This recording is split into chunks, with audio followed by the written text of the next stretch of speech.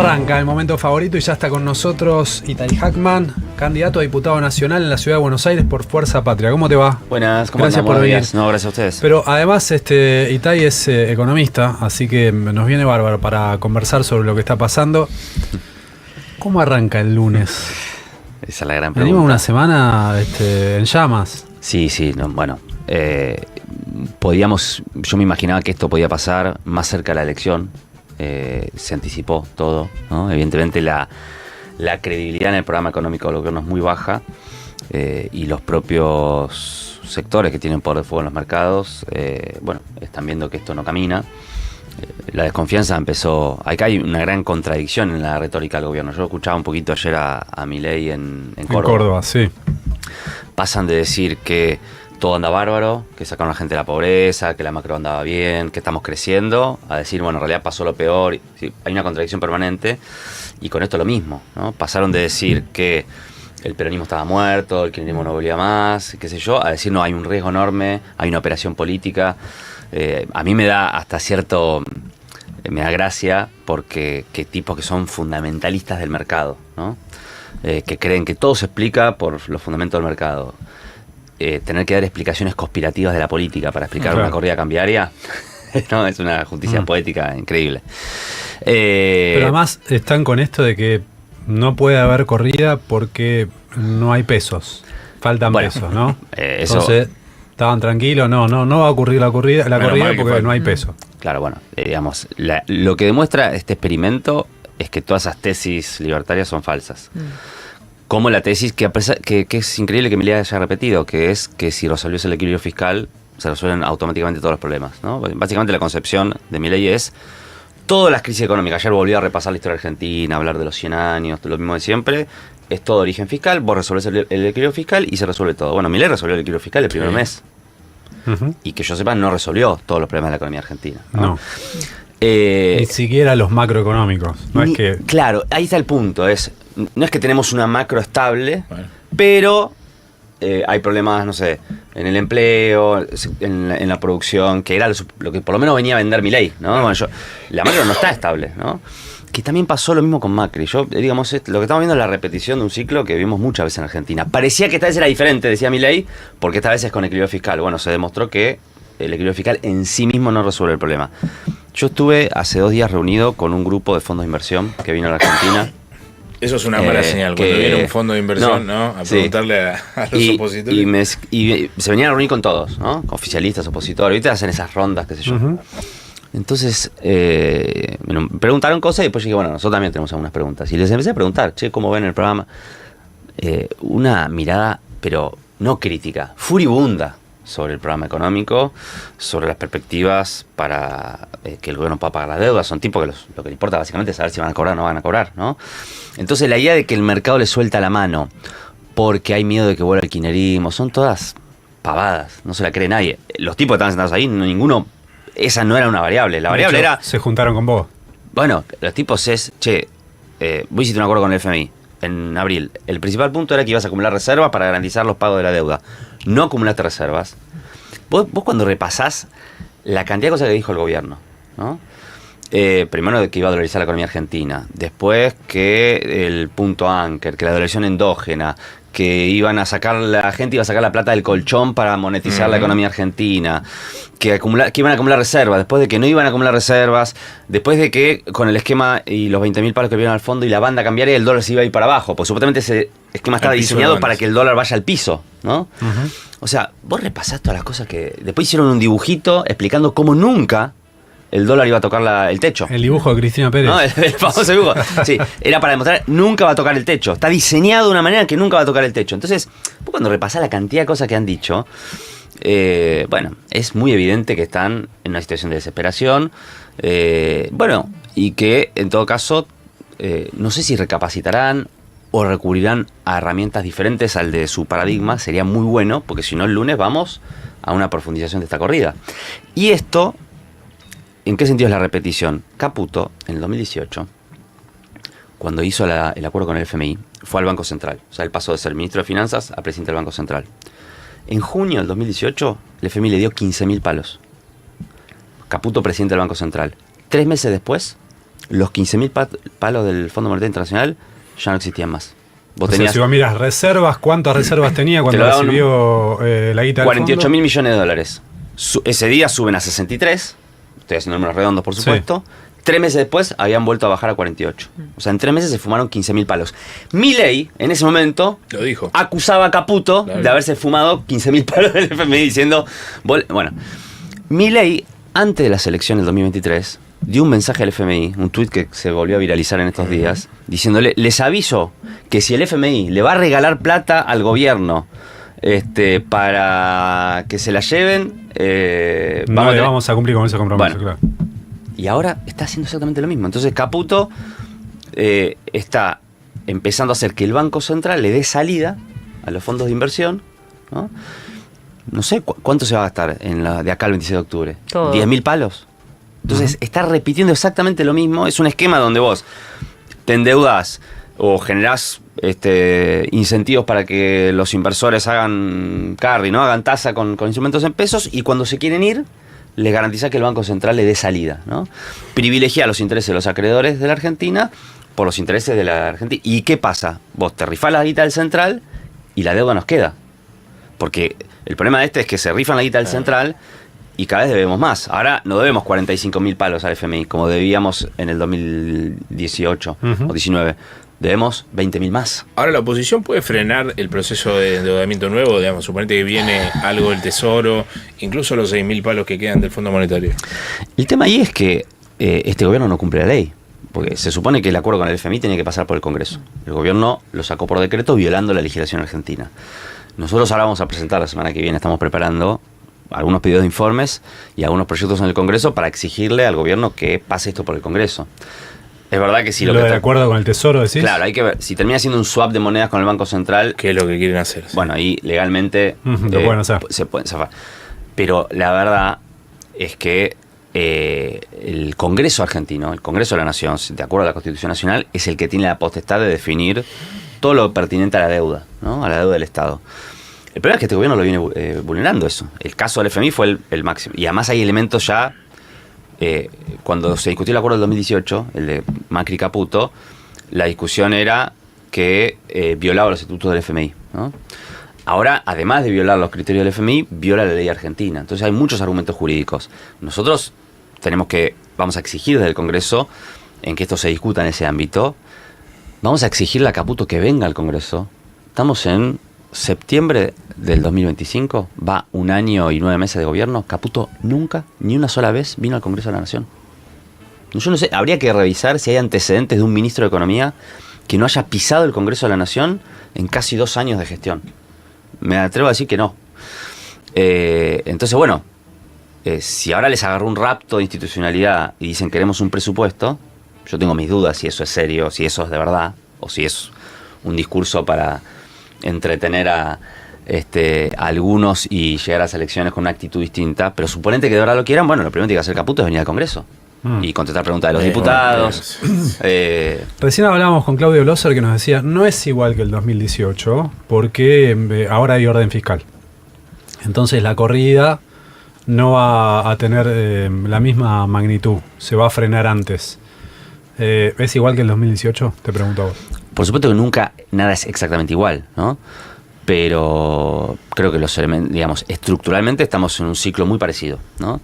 Es más, te diría que Milei fue casi un espejo invertido que Macri. Macri llegó al gobierno e hizo un shock cambiario, o sea, sacó el cepo el primer día y hizo gradualismo fiscal. Y estos hicieron exactamente lo opuesto. Hicieron un shock fiscal y gradualismo cambiario. Ahora, está bien, los instrumentos fueron invertidos, pero el esquema es esencialmente el mismo. Sí. Seguramente fueron invertidos porque las condiciones iniciales eran diferentes. Pero era mejor hacer lo que hizo Macri que lo que hizo esto. Bueno, dentro con el diario del lunes, fíjate vos, ¿no? La derecha sacó la conclusión de que el problema de que Macri había sido tibio, que había sido gradualista, que dialogaba demasiado con otros sectores y que ahora, como estos iban a ir a fondo de verdad, les iba a ir mejor.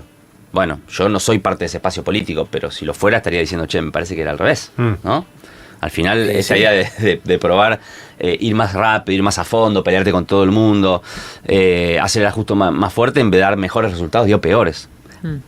En lo económico, y ni hablar en lo político y social. Porque yo creo que el gobierno se confundió y creyó que como Milei ganó las elecciones, había una mayoría social que estaba a favor que estaba en contra de la educación pública, que estaba en contra de la salud pública, que le parecía bien ajustar a los jubilados. Bueno, no hay una mayoría social que quiera eso. Claro. En todo caso, hubo gente que lo votó a Milei para que resuelva algunos problemas. O porque no quería el gobierno anterior.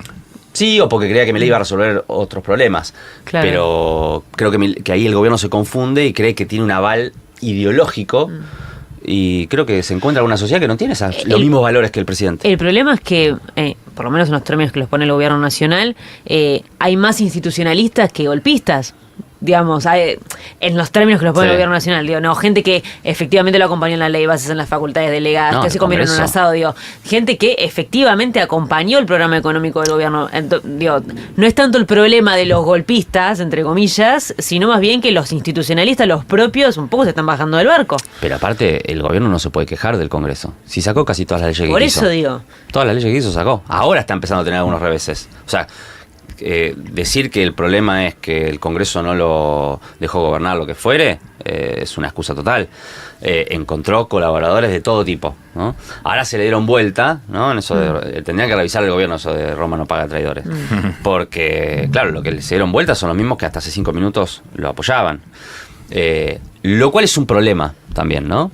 Yo tampoco me quiero comer el viaje de ahora el Congreso, ojo. Nosotros logramos sacar muchas cosas en estas últimas semanas, insistencias a contravetos, etcétera. Por supuesto, gracias a una enorme movilización social, eso jugó un papel muy importante, pero también resultado de un sector especulativo que ahora votó en contra del gobierno, CMS votó a favor, mañana no sé. Sí. Por eso también yo acá vengo también como candidato.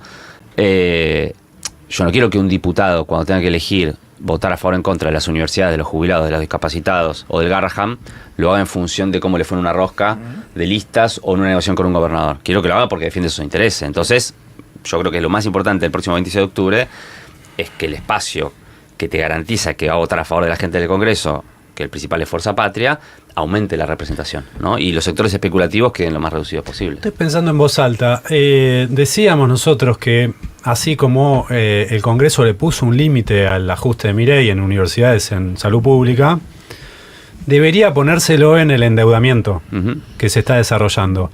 También decíamos, bueno, pasa que la guita del fondo ya llegó, son 14.000 millones de los 20 que ya llegaron. Con eso es difícil hacer algo.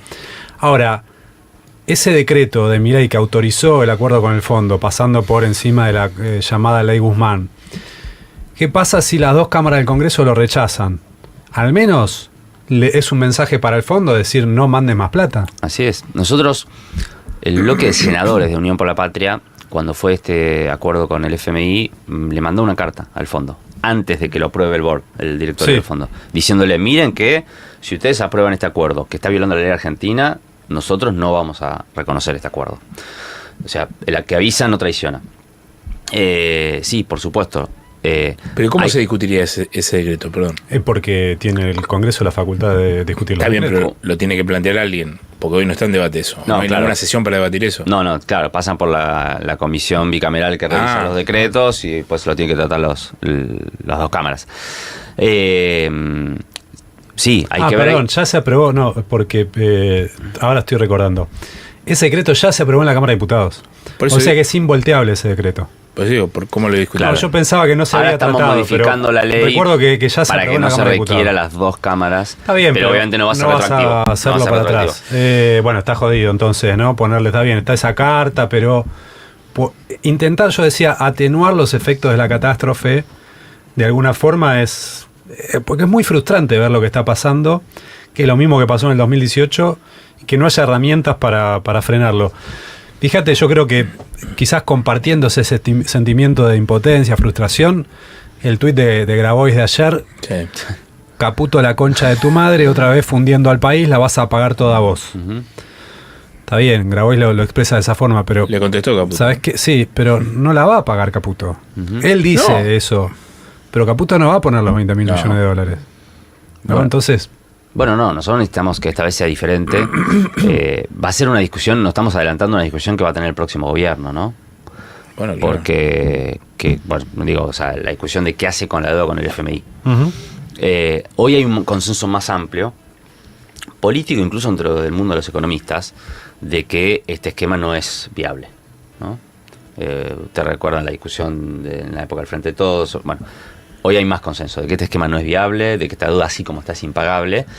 Y incluso, paradójicamente, los acreedores privados de la Argentina también van a tener interés en que la Argentina resuelva el problema de la deuda con el FMI, porque si nosotros no podemos resolver la deuda con el FMI, no vamos a poder tampoco honrar los compromisos con los acreedores privados. O sea que acá hay que ir, no sé si Caputo personalmente, pero el fondo se tiene que hacer cargo de esto. Entonces acá tiene que haber un arreglo político donde el fondo se tiene que hacer cargo, por lo tanto los países se tienen que hacer cargo. Hay distintas propuestas circulando. Una de las que más circuló fue la de un economista argentino que ahora vive en Europa, llamado Daniel Kotzer, que dice, bueno, separemos la parte que podríamos considerar legítima, que es la que se corresponde a la cuota que la Argentina tiene en el FMI, la otra parte tiene que ser un acuerdo político. Congreso, el mensaje político, social que requiere, que implica un voto en las urnas, lo va a obligar al gobierno a hacer algo. Sí, pero lo que pasa es que todo este proceso se va a dar antes de la votación de octubre. La corrida. O sea, el gobierno, no, la corrida es la negociación por el préstamo. Uh-huh. Con el Tesoro de los Estados Unidos. Claro. Sí, el swap con Estados Unidos. Lo que pasa es que el sentido de hacer el swap con el Tesoro es que eso sirva para calmar, ¿no? Digamos, esa sería la o para calmar o para seguir vendiendo, porque ¿a quién le está vendiendo Caputo los dólares? Para tener más espalda para vender. O sea, ¿quiénes son los que están comprando este precio? Los dólares para vender los tiene.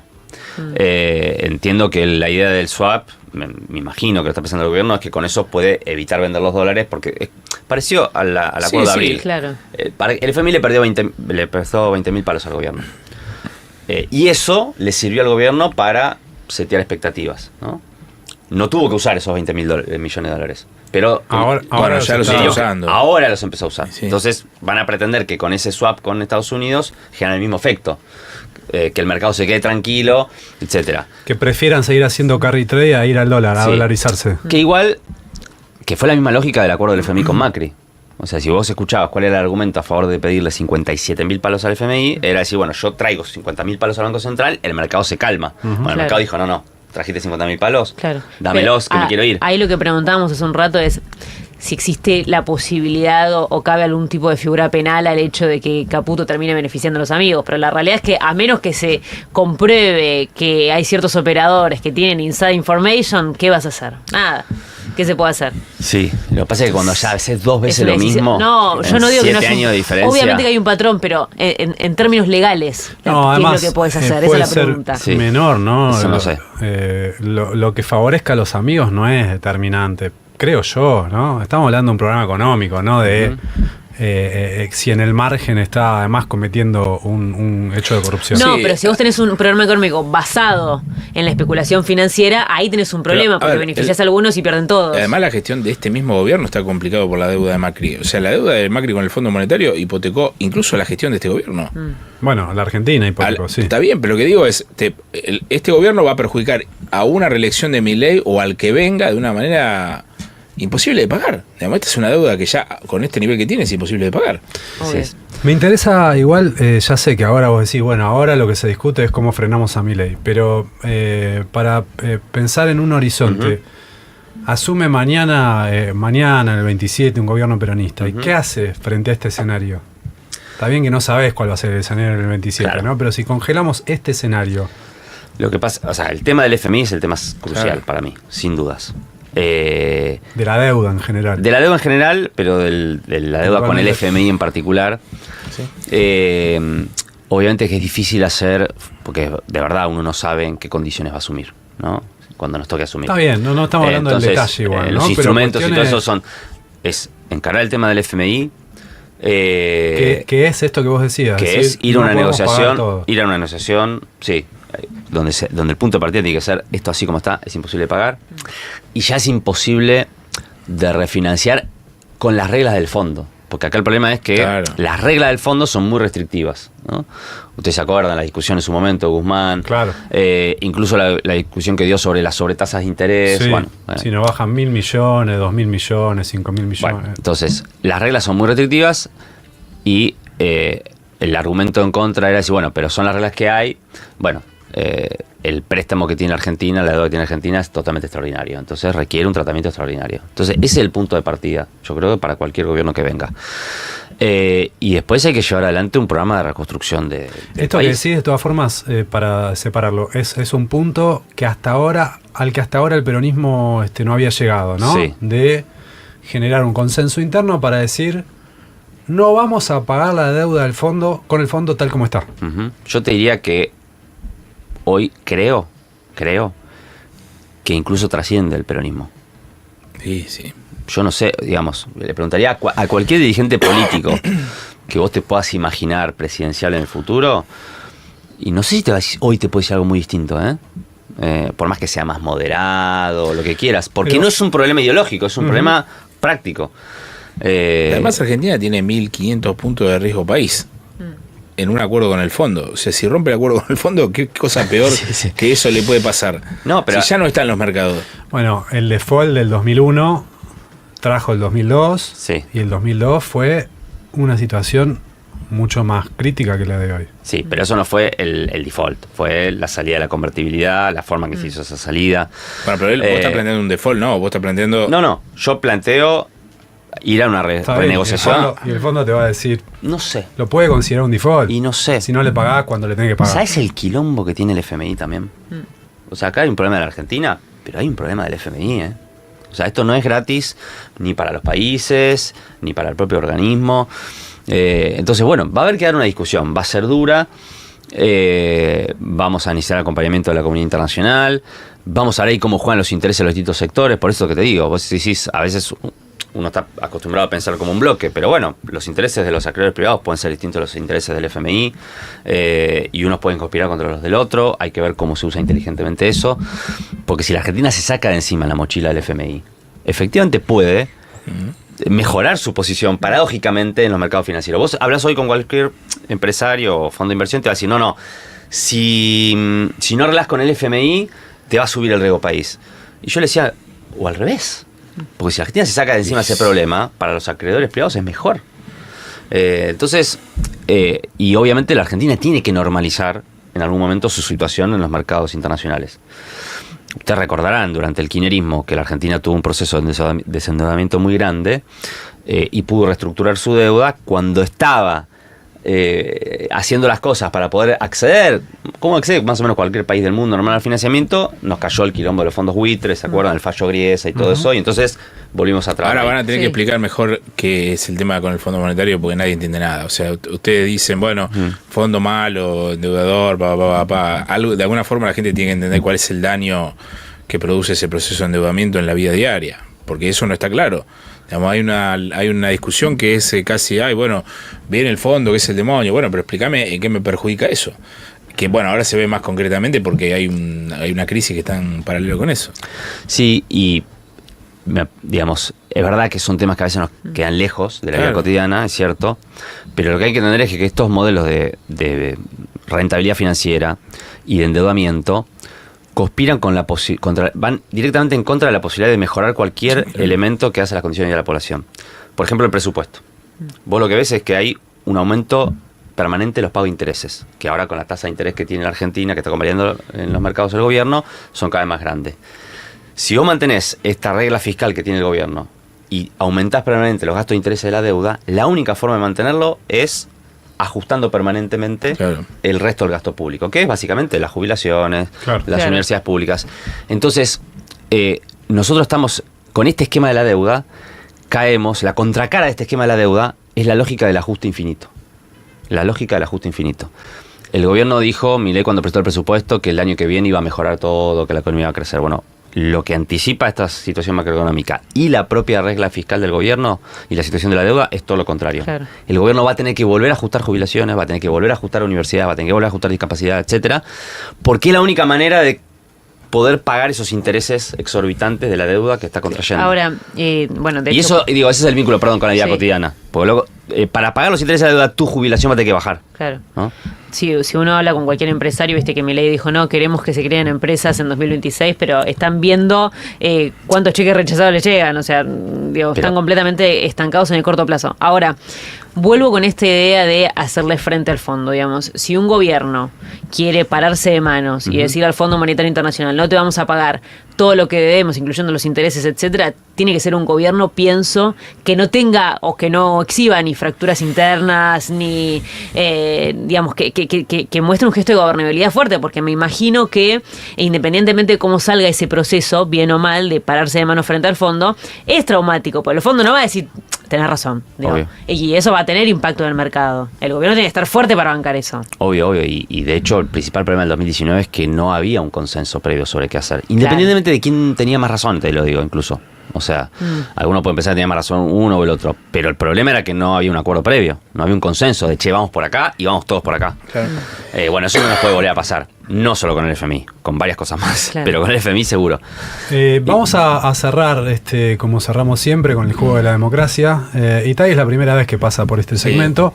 Tenés que responder cuál fue el mejor y el peor presidente de la Argentina del 83 para acá. Mejor y peor. Sí. Para mí, sin lugar a dudas, la mejor fue Cristina. Y el peor... Cristina mejor que Néstor. Sí, a ver, no porque haga una comparación entre ellos dos, son el mismo proyecto político, está claro, ¿no? Ok, pero ¿por qué ese periodo te pareció mejor que el anterior? Porque creo que los principales avances en materia de recuperación de la soberanía, sobre sectores estratégicos de la economía argentina, las políticas más distributivas, las políticas sociales más audaces, se hicieron durante su gobierno. Estoy pensando concretamente en AFJP, YPF, desarrollo científico-tecnológico y también Aguache y las políticas sociales. No estoy diciendo que Néstor no lo hizo porque no estaba de acuerdo, simplemente obviamente son periodos distintos, no es lo mismo gobernar entre el 2003 y el 2007 con el quilombo que era la Argentina en ese momento que el periodo posterior, ¿no? No porque los contraponga entre ellos, sino porque si tengo que elegir, creo que fue el periodo donde más avances hubo en esa materia. ¿Y el peor? Y el peor, y qué sé yo, hay mucho para elegir. Creo que hace un tiempo atrás te hubiera dicho de la Rúa, pero hoy, la verdad, te lo digo, creo que Milei. Pero porque creo que lo que estamos viendo es algo que no habíamos visto nunca antes, y creo que le está peleando el podio a los peores gobiernos que tuvimos. Ayer el propio Milei hizo una cosa insólita, que es compararse con De la Rúa. Yo no sé si eso fue algo pensado, ganado. Porque, digamos, además con un error, ¿no? Porque, fíjate la elección, él dice De la Rúa, lo voltearon, dice, ¿no? Por la reforma laboral, no, De la Rúa. El tiro de gracia de la Rúa, ¿cuál fue? El tiro de gracia de la Rúa fue el Fondo Monetario Internacional. Claro, que le soltó la mano. Cuando dijo, che, no, acá no te puedo girar más guita. Bueno, entonces, en la comparación, la verdad, atinada, que Milei se fije que pasa por ese frente, porque por ahí está su destino. Itay, gracias por haber venido. A ustedes.